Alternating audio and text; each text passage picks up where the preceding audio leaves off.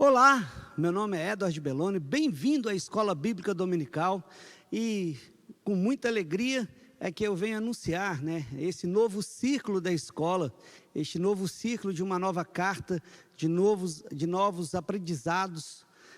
Queridos, o meu coração ele está alegre, pujante, sobre essa nova carta que a gente vai estar estudando e desfrutando. Aliás, não é só uma carta. Eu, em particular, eu posso colocar que seja a carta. É um tratado teológico, é uma carta rica, é o evangelho puro e simples. É claro, estou falando de Romanos. Vamos estudar ao longo deste ano Romanos, a exposição de Romanos. Seja bem-vindo à Escola Bíblica Dominical e eu fico feliz de você estar conosco. E caso você perca algum programa, volte lá na playlist da Lagoinha Matriz, vai estar tudo lá.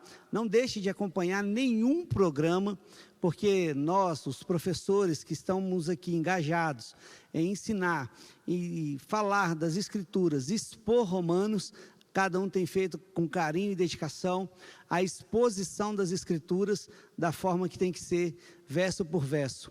Hoje, como é o círculo novo, ficou tratado a mim poder expor a introdução a Romanos. Então, diretamente, eu não vou entrar na carta, mas diretamente eu vou dar um panorama do que é Romanos. Como ler Romanos? Por que Romanos, para muitos e durante muitos anos, em algumas escolas teológicas, ficou conhecido como uma carta difícil?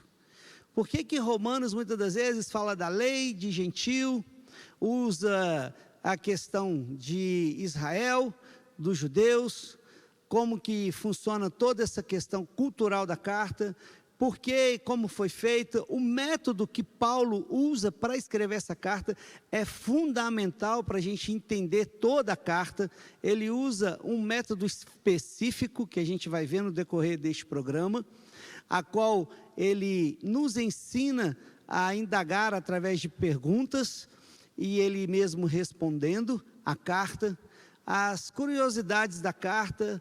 Então vai ser uma coisa bem paulatinamente, bem devagar, mas ao mesmo tempo vai ser profundo. E por isso eu te peço aí, onde você esteja na sua casa, que possa estar curvando aí a cabeça comigo, para pedir a Deus graça e sabedoria sobre esse novo círculo. Pai, obrigado pelo privilégio de expor as suas Escrituras. Senhor, sabemos que essa mensagem, ela vai chegar aos corações, e aonde ela for, Senhor Deus, que haja mudança. Mais do que isso, gere nos meus irmãos um desejo profundo de conhecer, querido Pai, este livro de Romanos, a sua circunstância, como a carta foi escrita, Senhor Deus, tudo que envolve a carta de Romanos, a natureza da carta, o seu fundo histórico. Senhor, nos dá graça e sabedoria para aprender do Teu Espírito. Amigo Espírito Santo, haja em nós com liberdade, despertando-nos para as Escrituras, em nome de Jesus. Amém. Queridos, eu vou ler somente um versículo, e aí eu vou dar a abertura a um pano histórico, a introdução de Romanos. Hoje, este programa específico é somente a introdução da carta. E um dos versículos que eu vou ler, Romanos 1:1, só para a gente ter esse senso de introdução à carta, diz assim: Paulo, servo de Jesus Cristo, chamado para apóstolo, separado para o Evangelho de Deus. Ponto.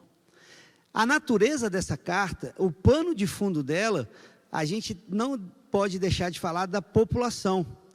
Como que era Roma? Como que era a cidade? Como que a cidade vivia? Como ela tinha sua cultura? Como ela era envolvida? Os deuses que os romanos adoravam? A forma da legislação do Império Romano? Os imperadores como Cláudio, como Nero?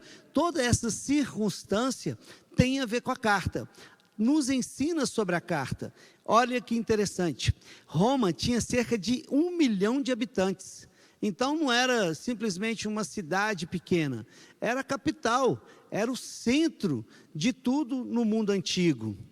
A presença do judaísmo em Roma era mais ou menos, foi registrada mais ou menos desde 139 a.C. Foi quando ali o Pompeu levou muitos judeus como escravos. E aí, 62 a.C., foi se datando a presença do judaísmo naquela cidade. Estimava-se pelo menos 40 mil judeus em Roma, no século I. E aí eu te convido aí, pega um papel, a caneta e vai anotando esses dados. No nosso grupo da Escola Bíblica vai ficar disponível esse estudo lá, porque esses dados são importantes para que depois a gente navegue profundamente dentro de cada versículo da carta, para ter um entendimento bem amplo. E aí, o interessante que 400 mil judeus era ali naquela questão do primeiro século. Antes de 50 depois de Cristo, Paulo já tinha contato indireto com os cristãos romanos por meio de Áquila e Priscila, que foram para Coríntios. Então, todo esse pano de fundo histórico começa a envolver a carta. Romanos é a carta mais longa, mais refletida e mais influente de Paulo. Não é teologia sistemática, não é regras de dogmas, não. Romanos não é isso, nem um compêndio doutrinário. Mas é a carta ocasional, altamente elaborada, escrita a uma igreja que Paulo não fundou e ainda não visitou. Em Coríntios, a qual ele escreve Romanos. Paulo escreve Romanos em Coríntios. Então ele não tinha nem fundado a igreja e nem tinha ainda visitado. Durante a sua terceira viagem missionária, no período de estabilidade e não de fuga e nem de crise. Então, Paulo escreve essa carta depois de passar por todo um processo, a qual a gente vai ver aqui na introdução de Romanos. A carta não nasce no improviso, ela nasce no auge da maturidade teológica de Paulo. Por quê? Paulo ele passa por diversidades dentro das suas viagens, ele passa, provavelmente alguns estudiosos acercam isso, já tinha escrevido Gálatas, e há uma curiosidade aí interessante. Quando a gente está com dificuldade de ler Romanos, eu te faço esse convite, lê Gálatas primeiro, porque olha que interessante, Gálatas é a carta escrita de Paulo para o povo lá da galáxia, lá para a questão da Ásia Menor. Só que Romanos é como se fosse o comentário de Gálatas, escrito pelo apóstolo Paulo. Olha que interessante, a gente está lendo Romanos, que é considerado pelos estudiosos o comentário de Gálatas. Então o que Paulo ele vai tratar lá em Gálatas, ele também trata com os romanos, na carta aos romanos, só que o comentário é do próprio apóstolo. Olha o privilégio de ler essa carta, há o privilégio de se aprofundar nessa carta, e o privilégio de conhecer a questão da lei, da graça, de conhecer a questão da liberdade e os outros versículos, tantos que a gente conhece por aí, dessa carta que mudou a história da humanidade. Romanos não é uma carta simples, Romanos mudou a história de Agostinho, mudou a história de Lutero, mudou a história de muitos outros ao longo da história da igreja. É uma carta de impacto, e é interessante essa questão, como essa carta nasce. Romanos foi escrita em Coríntios, como eu já disse, porque ali Paulo tinha distância emocional suficiente e maturidade teológica plena, a experiência concreta com igrejas mistas a qual ele estava, para formular o evangelho em sua expressão mais densa e universal. Por isso a importância de onde ela foi composta e da forma que Paulo a compôs. E ela funciona como a apresentação formal do Evangelho. O que a carta de Romanos tem a nos ensinar?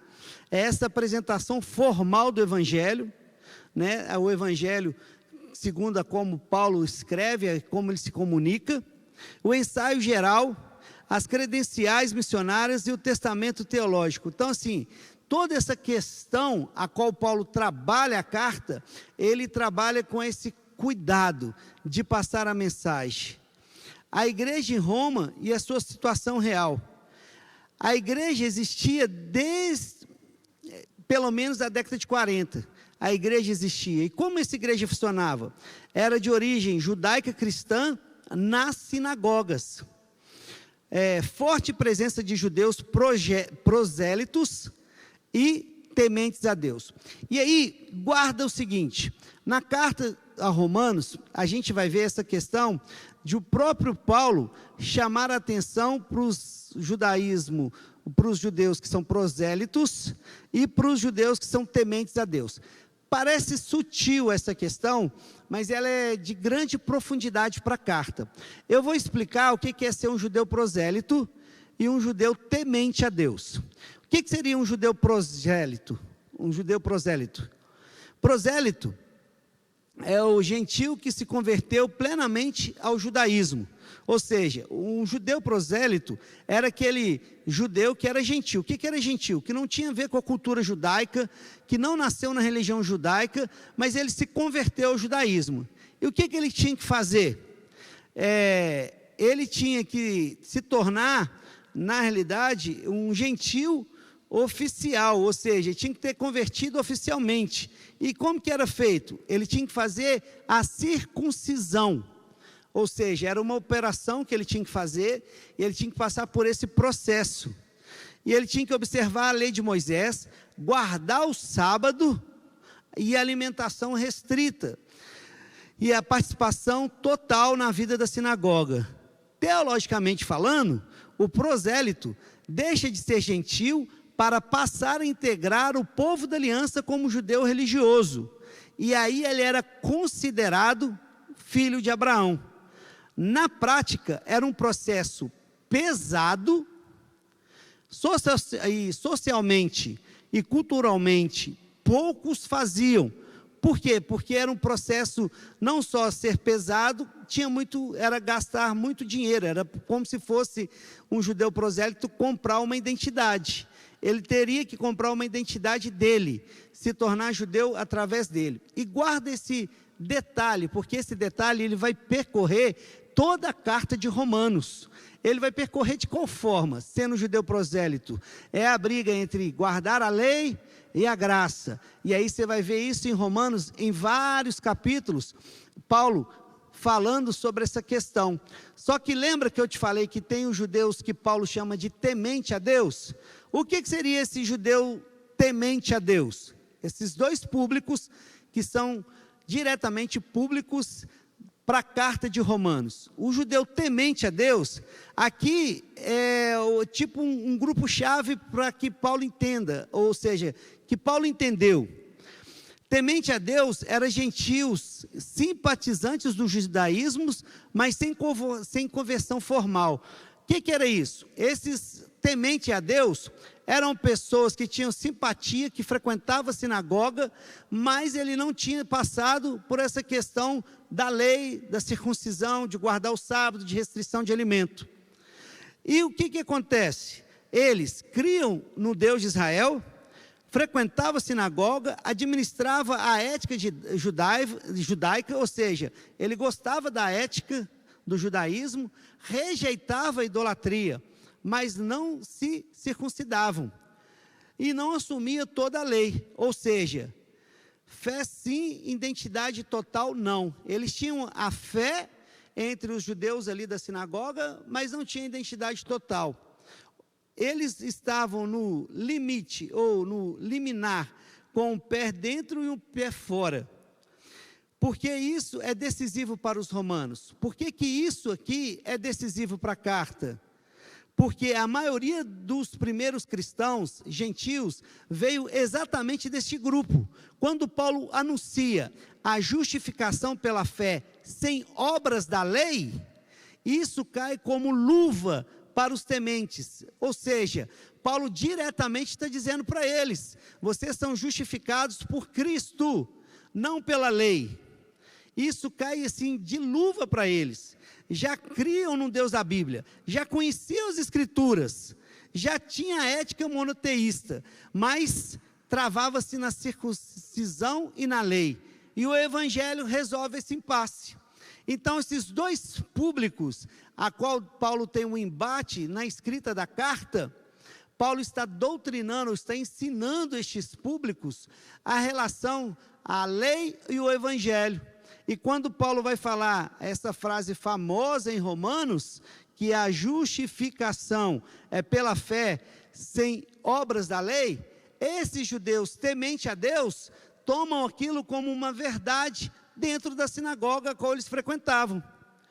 E é interessante isso, o evangelho resolvendo isso.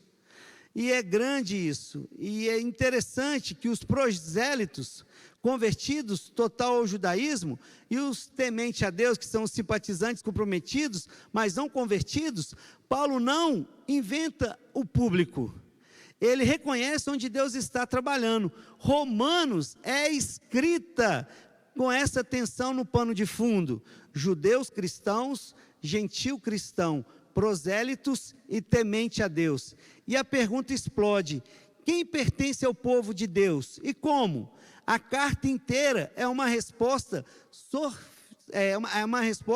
sofisticada a isso, ou seja, a carta inteira é elaborada em cima deste conflito, deste pano de fundo, sobre judeus cristãos, sobre gentil cristão, sobre prosélitos e temente a Deus. A carta é trabalhada em cima disso, e em cima dessa pergunta.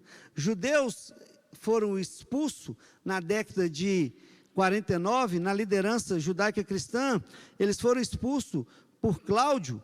E aí tem uma questão muito interessante que influencia também na carta, porque esses judeus foram expulsos, porque dentro da sinagoga veio a existir essa confusão.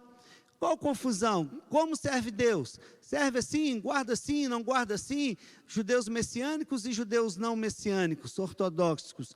E aí o imperador, que teve a questão de um entendimento errado sobre Cristo, pegou e expulsou todos, aí espalhou todos. Só que essa questão do Cláudio, em 49, expulsar todos da sinagoga, e os judeus, que são muitos, um minuto.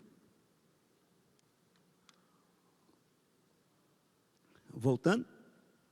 E ele expulsando todos, o Cláudio, teve uma questão muito interessante, ou seja, dentro dessa questão que teve essa confusão, que era Cristo, e ele não entendia que era Cristo, que era Messias, e pegou, foi e mandou embora, aconteceu que ficou somente os judeus gentios, os judeus cristãos e os prosélitos. Os judeus prosélitos foram expulsos, confirmando aqui, corrigindo, os prosélitos foram expulsos, ficou somente os judeus gentios e os tementes a Deus.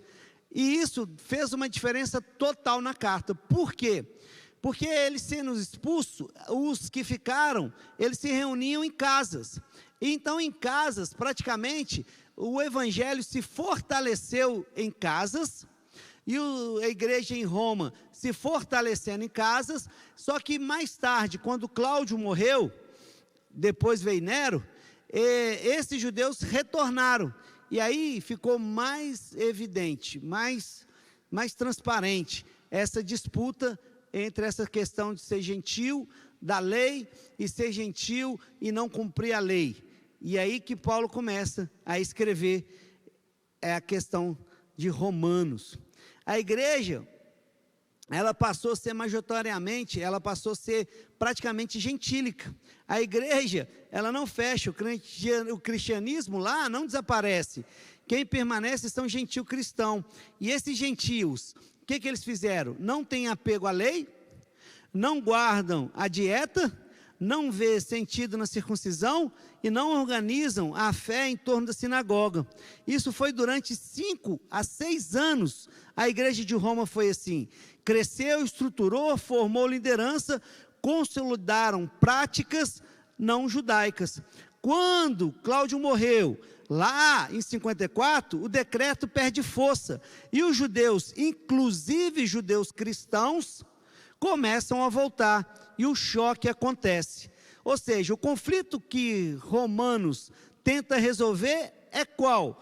que paira toda a carta, até Romanos 11, porque a gente vai ver um esboço da carta. Romanos de 1 a 11 é praticamente resolver este conflito, esse conflito teológico que Paulo vem nos instruir. E Romanos de 12 a 16 praticamente é uma praxis pastoral, e é interessante essa questão da divisão do esboço do livro. Mas o conflito que ele tenta resolver seria essa cena, sem romantizar. Judeus, cristãos, voltam dizendo, sempre foi assim, a fé nasce da lei. Gentil cristão responde, a igreja sobreviveu sem isso? Porque de fato, a igreja ficou 5 ou 6 anos nessa questão de sobreviver de casa em casa, sem depender dos costumes e nem da sinagoga. E uns comem de tudo, outros guardam dias, uns sentem espirituais e superiores, outros se sentem excluídos. Exatamente isso que aparece em Romanos. E aí você vai estudar mais profundamente depois conosco, Romanos 14, Romanos 15, e no pano de fundo de Romanos de 1 a 11, sai exatamente essa questão, que a igreja está sobrevivendo, a qual Paulo escreve. Por que isso muda a leitura de Romanos? É isso que a gente tem que entender. Por que conhecer esse pano de fundo, ou conhecer a história, faz diferença na minha leitura? Vai fazer sim a diferença na sua hermenêutica, vai fazer sim a diferença da exegese, que é tirar do texto para fora, e ter uma compreensão sólida de um texto que é historicamente fabuloso, é historicamente maravilhoso, é um texto de impacto, é uma carta extraordinariamente linda, a carta de Romanos, a qual tem impacto diretamente na minha e na sua vida. Por quê? Porque muda a leitura. Por que faz sentido?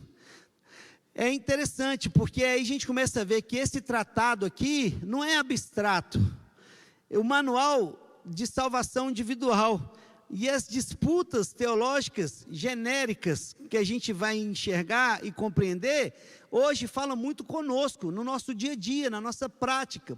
Eu sei que a introdução da EBD hoje, ela está sendo bem técnica, mas é necessário, porque a carta de Romanos tem que nos levar para uma técnica, de uma forma mais racional, dando esse panorama histórico.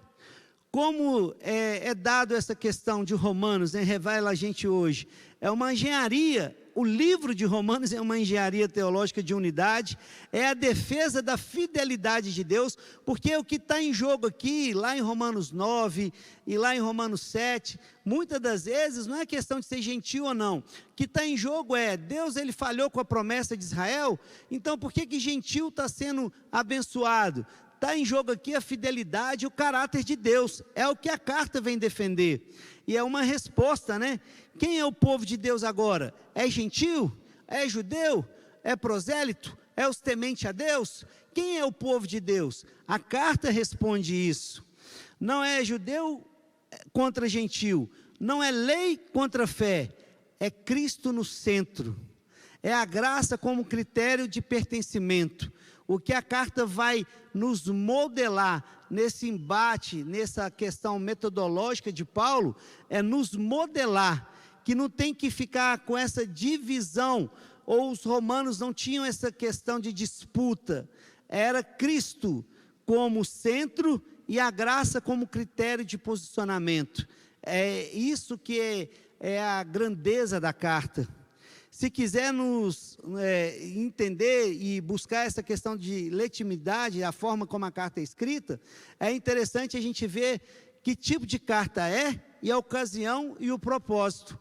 O tipo de carta, muitas das vezes, a gente ouve falar que é epístola, e às vezes a gente não sabe dar o conceito, dizer o que é uma carta, o que é uma epístola, qual que é a diferença. Tem uma diferença, porque uma carta epistolar do apóstolo é uma carta que tem argumentação e método discursivo, que a gente vai ver agora.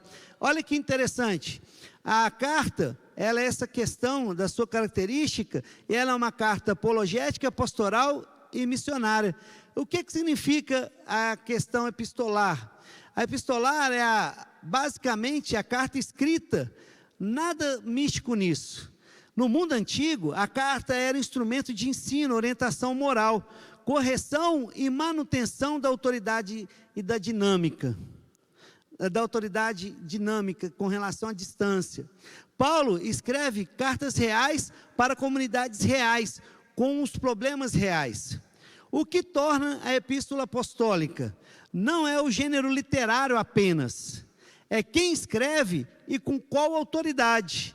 Uma epístola apostólica é uma carta que é escrita por um apóstolo, fala em nome de uma missão recebida e exerce autoridade doutrinária e pastoral. Não é opinião privada, é uma autoridade recebida do céu. No caso, Paulo, diretamente recebida por Jesus Cristo, diretamente recebida pelo Espírito Santo, diretamente com comunhão, e serve para doutrinar, ensinar, exortar os irmãos. Isso que é uma carta com o poder de epístola apostólica, a qual Paulo escreve. Então, a diferença em uma carta comum desse tipo de carta, diferença é interessante, porque uma carta comum, ela comunica, ela informa e ela mantém contato. A carta epistolar, apostólica, ela ensina, ela corrige, ela estabelece parâmetros e forma comunidades. Ela cria normas, não só conversa. E a ocasião de como foi escrita essa carta, de uma forma mais contundente, ela nasce na confluência de 4 contextos de vida de Paulo. Em Gálatas, Romanos é repensar Maduro de Gálatas, como eu já disse. E mesmas questões, mesmo calor, mais luz. Então, quando você tiver com muita dúvida de Romanos, dá um pulinho lá em Gálatas, porque Romanos é a carta de Gálatas mais madura, podemos dizer assim. E Gálatas é o resumo, é a síntese, e Romanos é o comentário de lá. E aí você consegue compreender essa questão a qual Paulo está dizendo lá. E é interessante isso. Como eu já disse, né? Essas missões, e por isso que a carta foi e é escrita com essa questão da teologia madura de Paulo, porque foi geralmente por tudo que Paulo passou, sendo ali Efésios o quartel-general missionário de Paulo, a qual ele ficou ali por 3 anos trabalhando. Tem todo um contexto, né, de Filipe, Tessalonicenses, Bereanos, Coríntios, e todas essas questões missionárias, ou seja, é um conjunto de maturidade de Paulo. É interessante a gente ver isso e qual a importância da carta para a gente. Agora aqui tem algo que é interessante quando a gente vai estudar a macroestrutura da carta. A macroestrutura da carta é como que ela foi escrita, qual o método que Paulo usou. Por exemplo, se a gente for estudar hermenêutica, a gente vai ver que toda carta, ela às vezes é dado por uma questão do português, ou narrativo, descritivo, alegórico, simbólico, mas Paulo ele usa um método específico aqui, para ensinar, e um método antigo, até mesmo filosófico, que ele usa com maestria e domina bastante, e é esse método que a gente vai estar estudando. Esse estilo tem um nome complexo que chama diatríbico. Anotem aí, porque esse nome é difícil, depois você dá um Google. É um estilo diatríbico, é uma técnica de retórica muito usada no mundo grego, especialmente por filósofos antigos. Paulo dominava isso com maestria. E o que essa técnica tem a nos ensinar? Essa diátribe é quando o autor antecipa objeções. Ele coloca pergunta na boca de um oponente imaginário. Ele responde a essas objeções em tempo real. Conduz o leitor como se estivesse ouvindo um diálogo vivo. É quase um debate teatral. A carta é montada como se fosse um debate teatral. Paulo com o autor imaginário. Paulo conversa intelector invisível, com o intelector dele é invisível. E ele começa a ele mesmo dar resposta. Como que isso aparece em Romanos? E isso é interessante. Você reconhece esse estilo de método de Paulo quando surgem frases como: que diremos, pois? Logo, façamos o mal para que venha o bem. Esse estilo que Paulo usa sempre na carta, é essa questão teatral que ele usa para montar a carta, e isso é de importância para a gente entender as questões fundamentais quando Paulo vai perguntar algo. Mas tu dirás, que vantagem tem então os judeus? Isso não são dúvidas sinceras, são objeções previstas.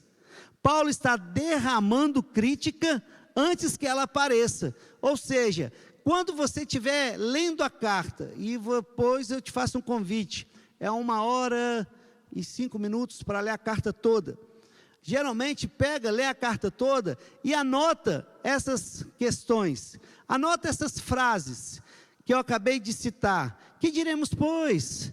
Logo façamos. Você vai entender que essas críticas que Paulo faz antes que ela apareça, é porque ele já está em sua mente projetando respostas vinda deste problema teológico. E isso é interessante quando a gente começa a compreender este método, para que a gente venha ter a profundidade da carta. Porque, irmãos, quando a gente lê a carta através desse óculos, dessa cosmovisão, muda o parâmetro para nós. A carta começa a ganhar uma profundidade, porque você já começa a entender que as perguntas de Paulo já são perguntas que já vêm com resposta. Ou seja, Paulo está dizendo, você pode pensar assim, mas não é assim que funciona. É por isso que aconteceu isso, ou por isso que Deus fez assim. Ele vai dando uma resposta. Para que serve isso? 3 funções gerais. Didática, ele ensina teologia complexa, como se estivesse numa conversa, e isso é o dom do mestre, né? Que Paulo tem por excelência. Ele vai ensinar coisas complexas, como se estivesse conversando. Por isso que a gente tem que interagir, compreender o que está de pano de fundo da carta. A persuasiva, ou seja, segundo ponto, é persuasiva, o leitor sente que Paulo leu a mente dele, praticamente, porque você vai ler na carta, aí exatamente onde que Paulo coloca essas questões, é como se ele tivesse lido, como é que ele sabia que eu ia pensar isso? E logo em seguida vem a resposta, e uma polêmica controlada, ou seja, ele não perde o assunto, ele não deixa o assunto vazar ou sair do controle. Paulo responde sem precisar citar pessoas reais, evita ataques diretos e mantém a unidade da igreja. Olha que interessante esse método que Paulo adota para escrever essa carta. Ele evita tocar nomes a qual Priscila e Áquila já levaram para ele, porque ele não conhecia a igreja, ele não visitou a igreja presencialmente, mas ele fala de uma forma que ele toca as pessoas com relação aos erros doutrinários, e isso é importante. O exemplo clássico está lá em Romanos 6, abre aí para mim.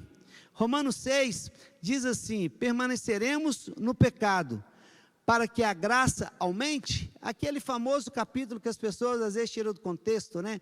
Aonde abundou o pecado, superabundou a graça. É um exemplo clássico aqui.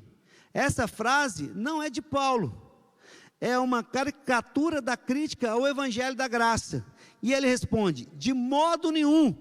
Isso é a teátripe pura, isso é o método que Paulo usa puro. Ou seja, ele faz a pergunta dizendo: então, podemos permanecer no pecado porque a graça, ela aumenta, a graça é boa? Ele, não é isso.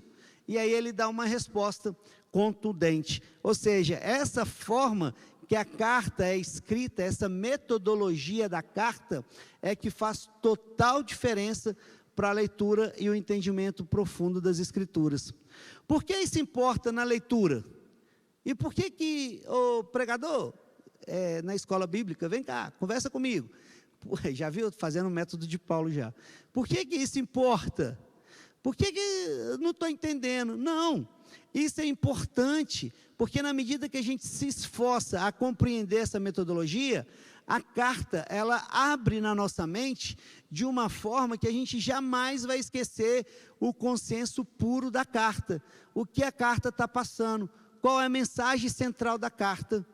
E a gente nunca mais vai esquecer o evangelho que é pregado na carta e da forma que é pregado.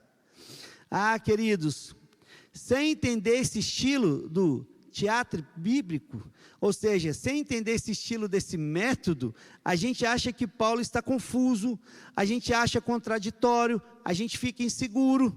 Entendendo o estilo, fica claro que ele é cirúrgico, pedagógico, estratégico e retórico.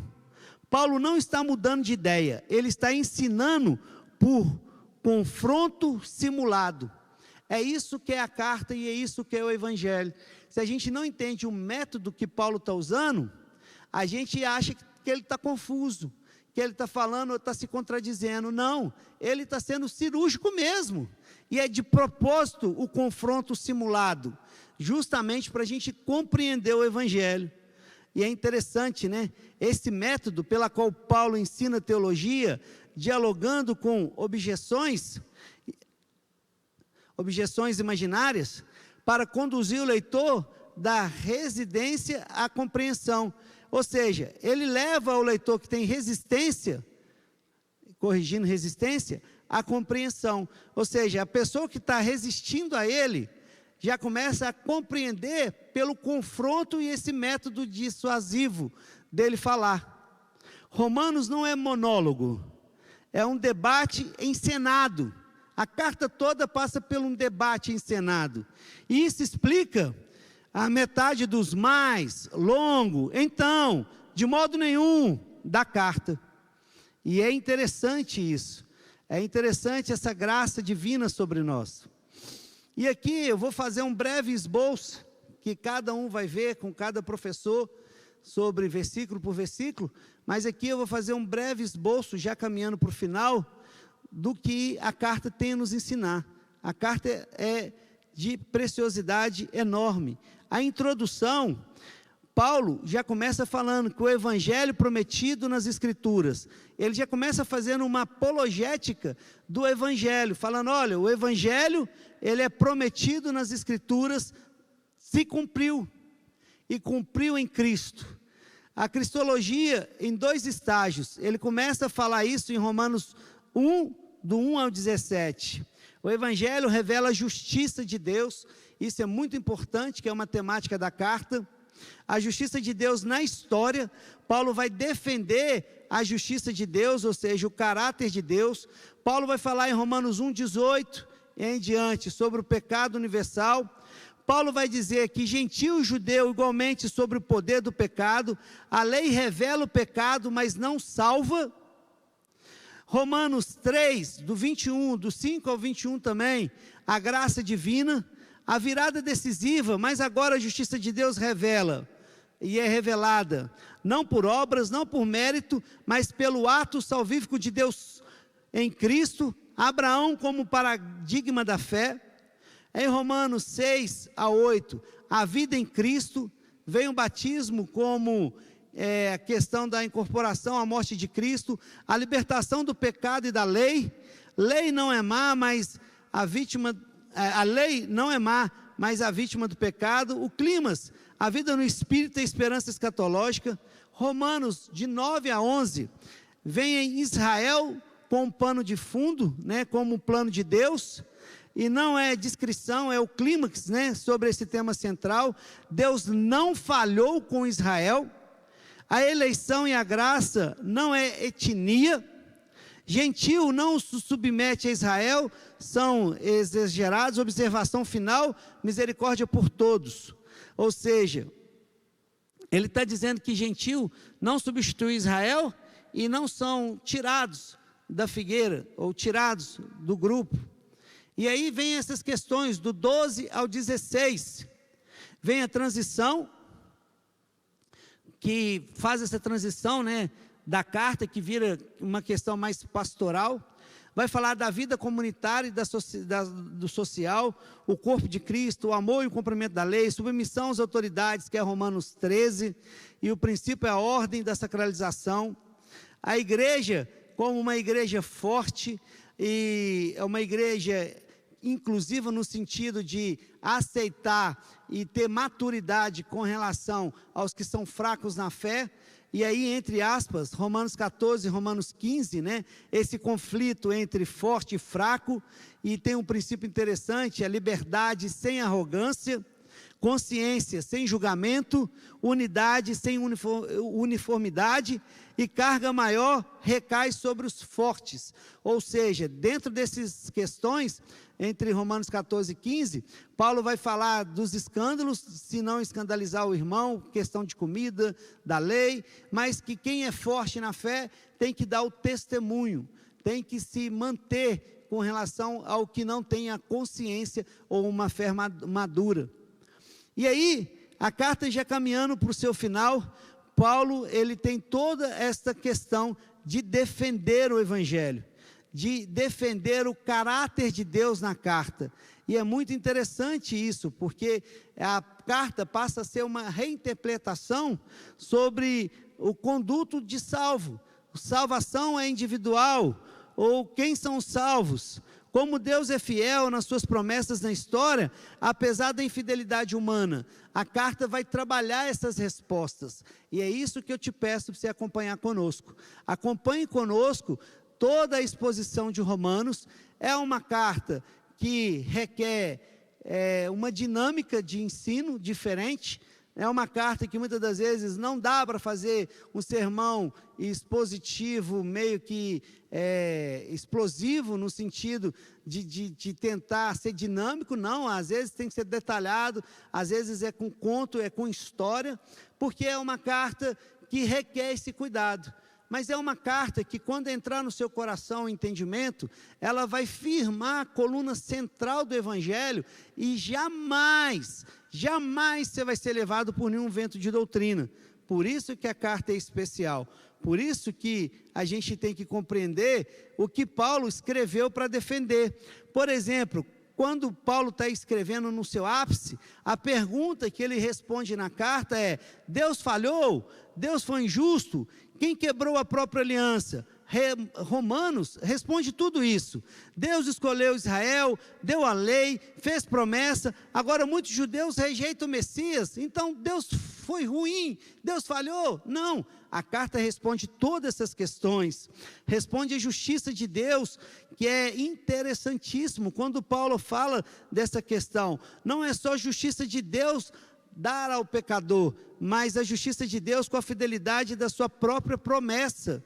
É Deus sendo coerente consigo mesmo diante do pecado humano. Paulo não está no banco dos réus defendendo o homem, ele está defendendo o caráter de Deus diante da história. É isso que é o clímax da carta de Romanos. É ele defendendo o caráter de Deus perante a história, é ele mostrando que Deus é fiel, que Deus ele não rejeitou o seu povo, e que tudo cumpre-se e vai em Cristo Jesus. Em Romanos, Paulo não está apenas respondendo como o pecado é salvo, mas como Deus permanece justo ao salvar pecadores e cumprir sua própria promessa na história. Ou seja, do jeito mais curto possível, Romanos não começa com a culpa do homem, começa com a justiça de Deus em questão. E aí a gente vai conhecer o caráter de Deus defendido por Paulo e dentro da sua justiça.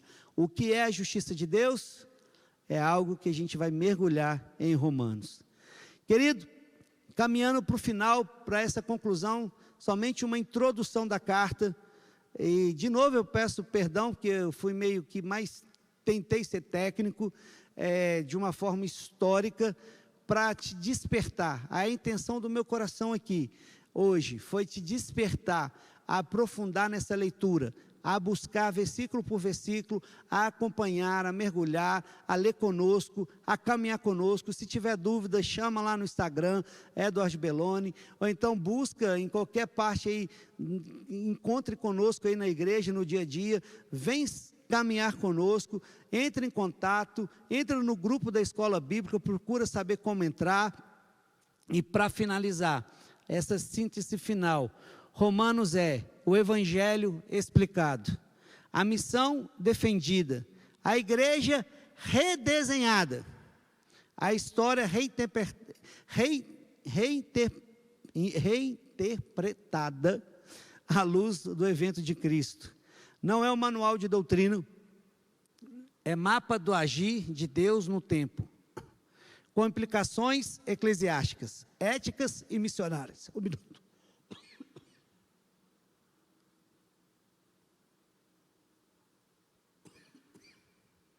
Desculpa. Voltando. Romanos é o Evangelho explicado. Romanos é a defesa da justiça de Deus na história, culminando na formação de uma nova humanidade, reconciliada em Cristo, enviada ao mundo. É o mapa do agir de Deus no tempo, com implicação à igreja, éticas e missão. Então não deixe de perder nenhum capítulo, não deixe de caminhar conosco, e que Deus, nosso Deus Todo-Poderoso, Ele possa aquecer o seu e o meu coração, aquecer o seu e o meu coração na exposição dessa carta.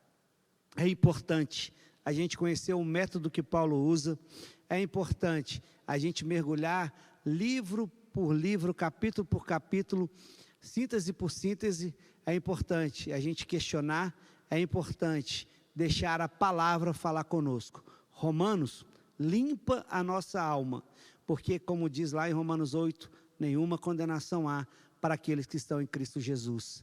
A profundidade da riqueza e sabedoria do conhecimento de Deus, como está em Romanos 11, e por aí vai. É interessante, não perca, venha conosco. E eu queria orar para finalizar. Pai, muito obrigado pela exposição, obrigado, Senhor Deus, sobre o entendimento da introdução de Romanos. Obrigado, o Senhor está conduzindo conosco nessa caminhada. Pai, que nesse círculo, que os irmãos se agarrem a essa verdade, que cada um que subir nessa plataforma para expor o texto bíblico, expõe com autoridade, expõe, Senhor Deus, com profundidade, para que cada um seja impactado e transformado ao Evangelho verdadeiro, a conhecer o caráter do Deus da justiça. Ah, Senhor, muito obrigado pelo livro de Romanos, e nos abre, Espírito Santo, o entendimento de buscar a leitura com profundidade. Senhor, que neste círculo a gente saia de um círculo de ser menino, de alimentar de leite, e começa a comer comida sólida do Evangelho, a qual muda e transforma a nossa geração e a nossa época e a nossa igreja, em nome de Jesus. Até a próxima, assim, quando Deus permitir. Amém. Obrigado.